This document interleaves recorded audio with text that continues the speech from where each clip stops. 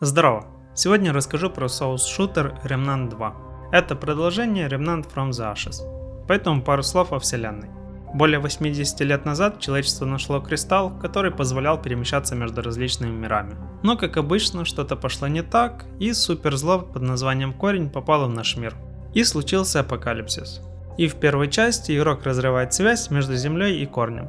В Remnant 2 мы играем за другого безымянного персонажа, который также будет перемещаться между мирами и бороться со злом. Но обо всем по порядку. Начинаем мы игру с создания внешнего вида нашего персонажа. Но тут можно особо не париться, лицо скорее всего будет скрыто за какой-то маской. Далее, если отключили обучение, выбираем один из 4 начальных классов, или же выберем его в прологе.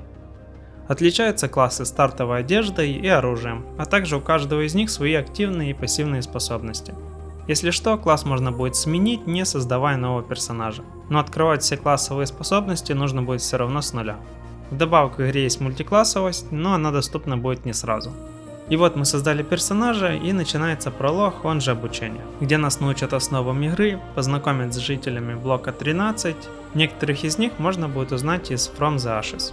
Блок 13 будет нашей базой. По сути, это сейф-хаб с торговцами и мастерами, у которых можно будет усилить оружие, экипировку и так далее. Тут же будет кристалл, который отправит нас в наш первый случайный мир.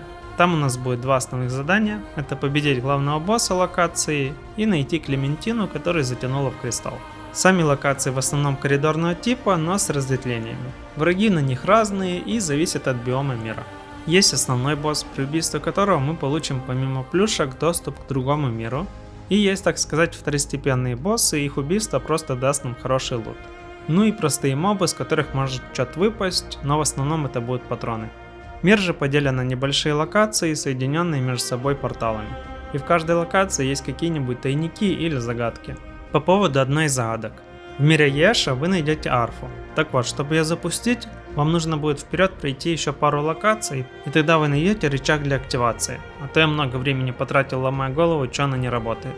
Так как это соус игра, то есть система уклонения от атак врага. Бьют они больно даже самые слабые монстры. По поводу вооружения. У нас есть 3 слота, где будет основное оружие, пистолет и оружие ближнего боя. За расходники и местную валюту можно будет увеличить их урон, поставить модуль, что даст специальную сильную атаку, а также установить мутатор с пассивным усилением. Насчет экипировки есть одежда, что дает защиту и резисты от стихийного урона, но возможность ее усилить я не нашел. Вдобавок она имеет вес, что влияет на скорость уклонения и расход выносливости в бою. И есть реликвии. Вот их можно усиливать фрагментами, дающие прибавку к чему-либо. Фрагменты можно как купить, так и найти. Вообще, вроде как в других мирах можно найти все что угодно.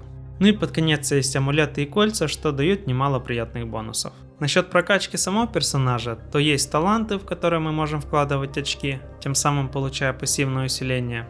И есть прокачка самого класса, что открывает нам новые техники и умения. Но активное умение может быть всего одно, поэтому никакого пианино из кучи активок у вас не будет. И пару слов про сложность. Их здесь всего 4, и мне для соло игры вполне хватило стартовой сложности, дабы получать удовольствие и не гореть. Боссов я на этой сложности в среднем проходил за 4-5 попыток. И по поводу смертей. По миру разбросаны кристаллы, которые являются сейф-хабами и телепортами между другими кристаллами. А также они пополняют наши патроны, хп и заряды у реликвии. А если нашего персонажа убивают, то мы появляемся возле кристалла полностью заряженные. Но все враги, кроме боссов, воскрешают. Ах да, еще и расходники типа гранат и зелий не восстанавливаются, поэтому тратить их стоит с умом. По поводу режимов, то кроме кампании есть режим приключений. Там мы сможем перепроходить независимо от кампании уже пройденные миры. Это, например, позволяет попробовать свои силы в битвах с боссами на кошмарной сложности. Итак, что можно сказать про игру? Хоть я данный жанр и не очень люблю, но Remnant 2 мне зашел даже в соло игре, а в коопе я думаю и подавно. Так как игру можно хвалить долго, я расскажу, что не понравилось. Но и тут скорее субъективное мнение. Первое — это скучная подача лора через записки или диалоги. Половину я прям проскипал. А второе — это прокачка. Она довольно скромная в плане усиления нашего персонажа. У меня не было ощущения, что я становился сильнее по мере прохождения игры, хотя я бесспорно становился сильнее. По поводу технической составляющей игры, то нареканий почти нет. Иногда фризило во время кат-сцен, ну и босс один меня телепортировал в текстуры. А в целом все хорошо. Ну что ж, игру я рекомендую для самостоятельного ознакомления, особенно если у вас есть с кем поиграть в коопе. Ну а на этом у меня все. Спасибо, что посмотрели ролик до конца. Увидимся.